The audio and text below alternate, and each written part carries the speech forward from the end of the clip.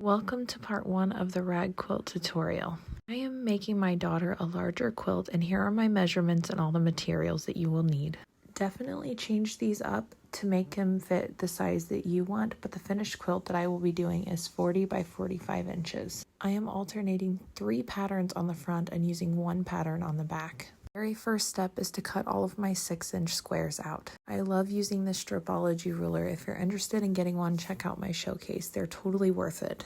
After you have all of your quilt blocks cut out, we need to put them together. So our very first step is we're going to place all of our blocks back sides together, so wrong sides together, and if they are directional, make sure that they go the right direction together. See, both of my patterns are up and down. Then you are going to sew an X across each side from corner to corner. Take your time and do all of the blocks. If you were going to add batting, I would recommend cutting batting an inch shorter. So I used 6-inch squares. I would cut my batting to 5 inches and put them between the blocks during this step.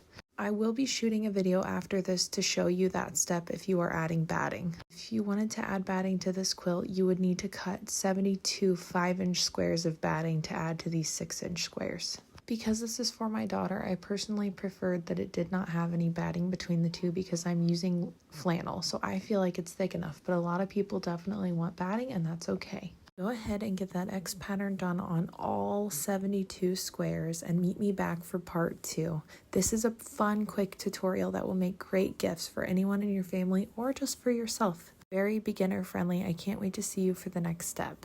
Welcome to part 2 of the rag quilt tutorial. So now that you have the X's on all of your squares, we're going to start sewing them together. This quilt design, we're using 8 squares across. So I'm going to go ahead and start piecing together 8 of them. You're going to start by putting the backings together and sewing a 1/2-inch seam along this line. See how they connect? Now continue to piece them together until you have 8 squares across. Make sure that you're putting the backings together so that the seam ends up on the front of the quilt. Take your time and don't forget if you're alternating your pattern just to keep your pattern squares in line. And then if your backing does have a right direction, make sure that the bows are facing the right direction. As you can see, all of the bows in the back are starting to face the right direction.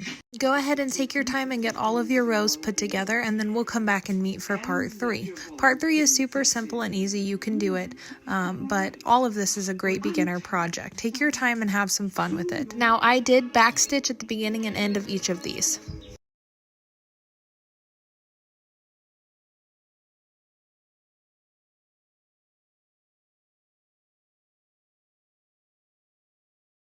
Welcome to part 3 of making your own rag quilt. So now that you have all of your pieces blocked together in strips, we need to put the strips together. So you're going to put them backings together just like this again. Make sure your directions are correct and sew a 1/2-inch seam all the way down just like we have been. Take your time and clip them if you need to, and just use your seam guide if you have one. So a 1/2-inch seam all the way down, that gives us room to do the snipping.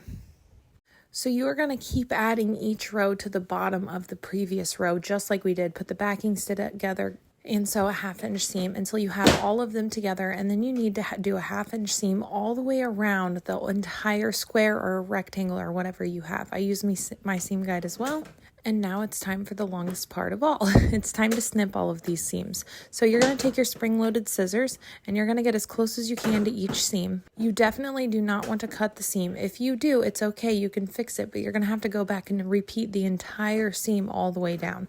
So get as close as you can to that seam line, and I do at least a 1/4 inch together. This is 100% the longest part of this entire quilting process, but I promise it's worth it. So when you have all of the seams, including the outside edges, snipped like this, you're going to put this in a pillowcase and wash it. After you wash it, shake it out and then put it back in the washer for another cycle.